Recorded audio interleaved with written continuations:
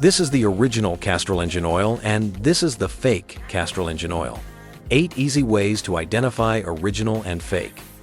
First, under the original bottle, you will see the protective time written like this.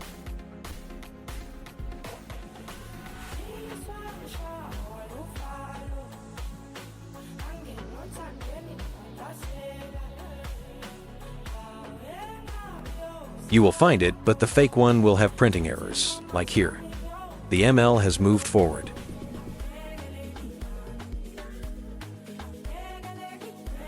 In the seal of the original one, you will see Castrol written like this, but in the fake one, there will be nothing written like this.